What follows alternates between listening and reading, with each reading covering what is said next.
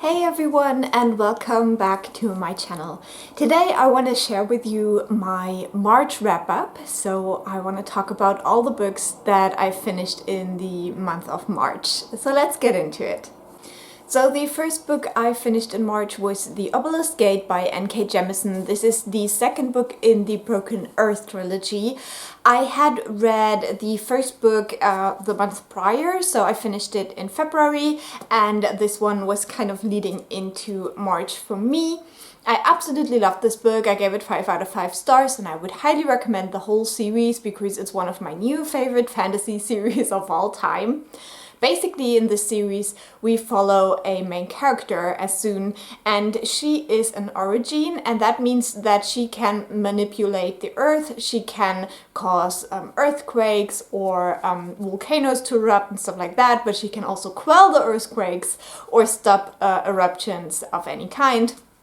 And in this world that we're looking at in this series, origins are enslaved, they are stigmatized very harshly, and at the beginning of the first book, the end of the world happens, and we follow as soon as she's trying to navigate this world that is not very slowly breaking down. And so this is a series that focuses on this idea of stigmatizing a people, enslaving them, what's the English word?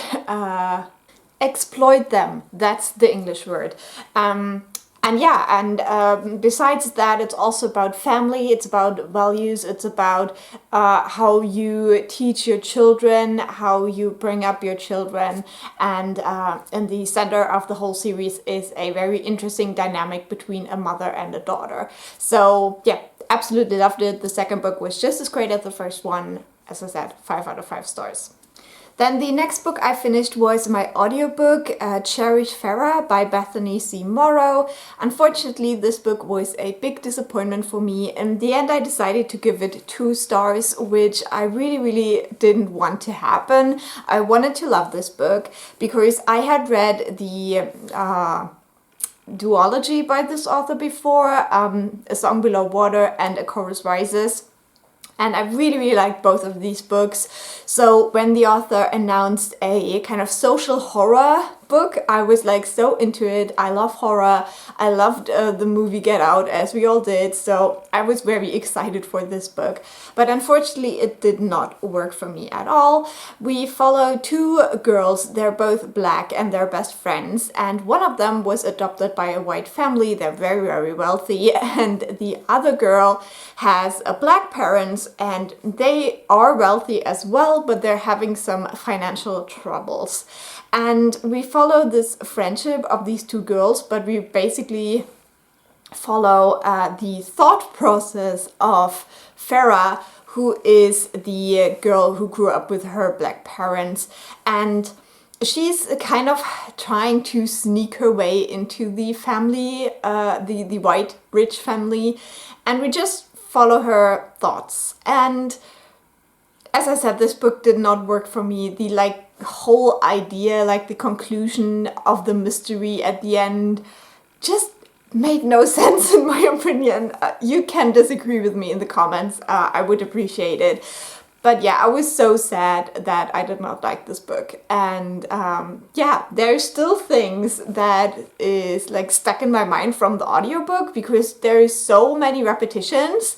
For example, the word control. If you had a PDF of this book and you would search for the word control, I could not even imagine how many times it is said. It's probably more than the page count. So I think there is more than one control on every single page of this book.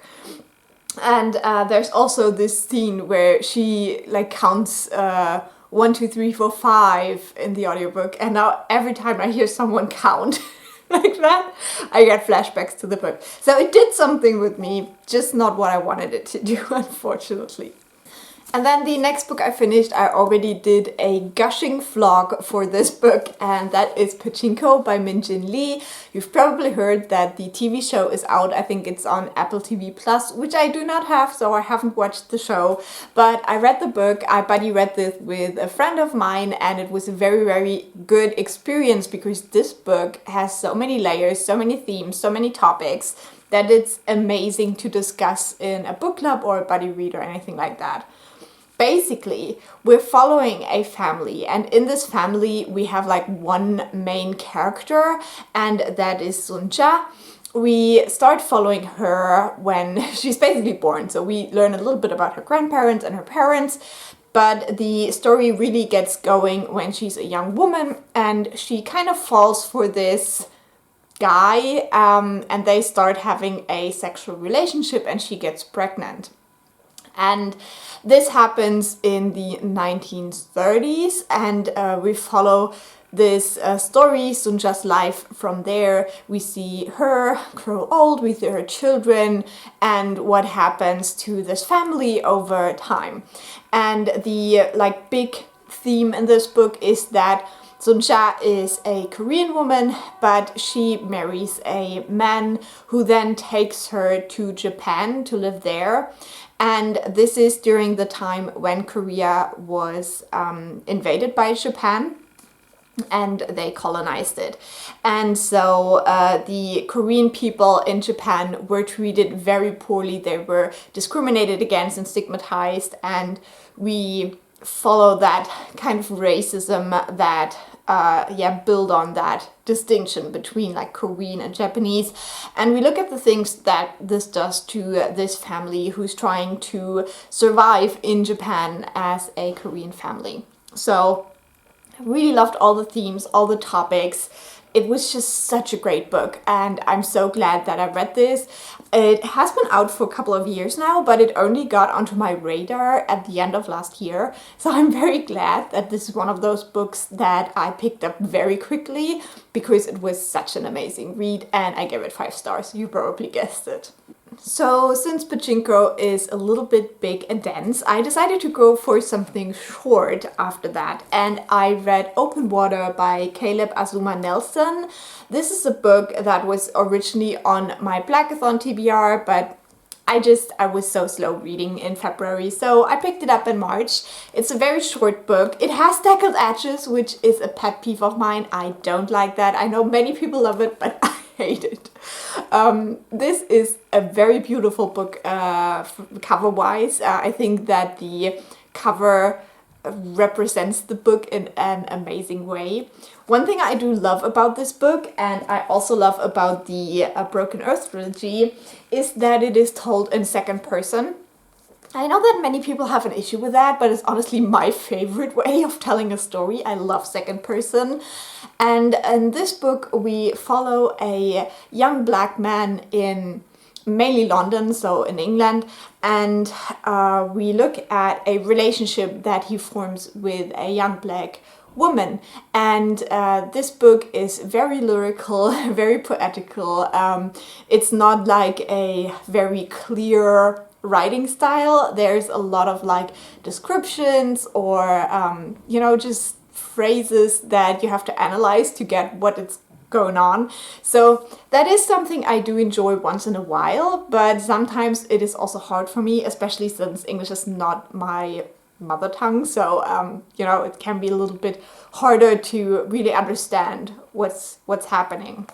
What I loved about this book is the way it dealt with the ideas of being a black man, especially a young black man, in a country that is still dominantly white. So it deals with police brutality, but also just the intense pressure that these men feel to just to stay out of the way of the police, to never get recognized, or to never get approached on the street and stuff like that, to always be kind of like in the shadows and not to stand out and stuff like that. I really, really liked the way it dealt with all of these feelings. I obviously can't express them well enough So you have to read this book to like see an amazing exploration of that. What I did not like or love about this book is the relationship. I felt like it was used as a hook for all of these thoughts that the author wanted to portray, but it didn't really serve a purpose, in my opinion. I felt like, you know, it started with this romance and I did enjoy reading about it, but then in the second half it like turns into these much deeper themes and explorations, and it really doesn't need the romance at all.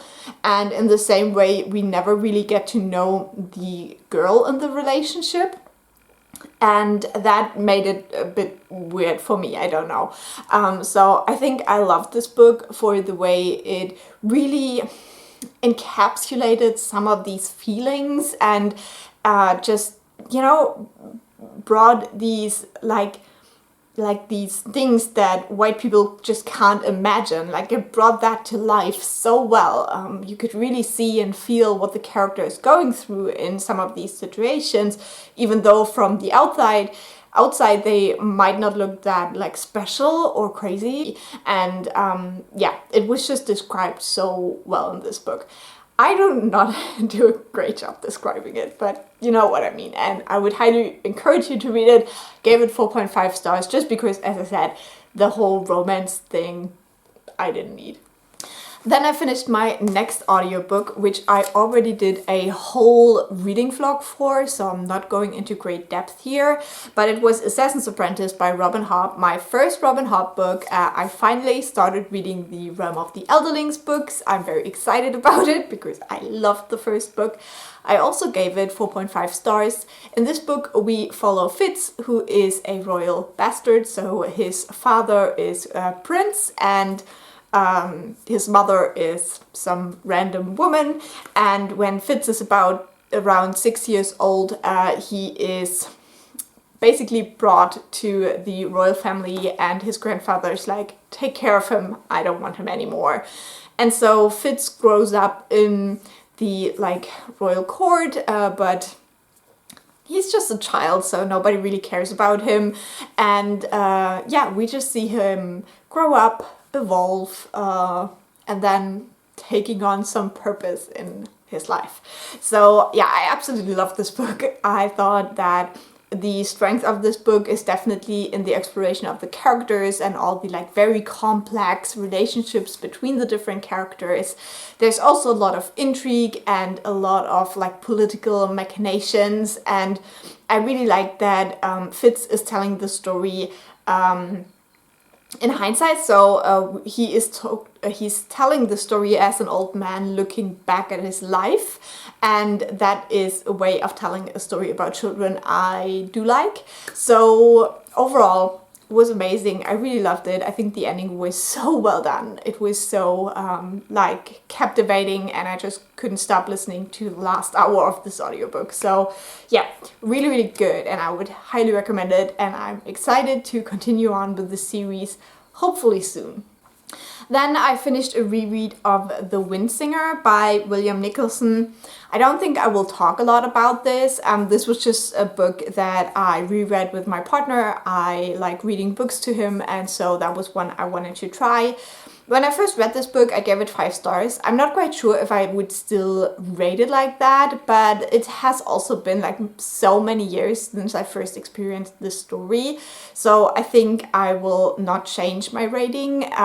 But yeah, just, you know, reading all of these amazing like adult fantasy series and stuff like that, a more middle grade fantasy story is just not holding up so well, but for the time when I read it and the stage of reader that I was in, it was perfect. So I will keep it at the 5 stars. And then the last book I gotta talk about is The Stone Sky by N K Jemisin. This is the finale, the last book in the Broken Earth trilogy, and I loved it. I gave it 5 stars. I think this series is honestly perfect. I could not tell you one thing I would change about this. And what really shines in this last installment is the relationship of the mother and daughter that I mentioned, and especially the ending is so well done. I was so pleased with the ending.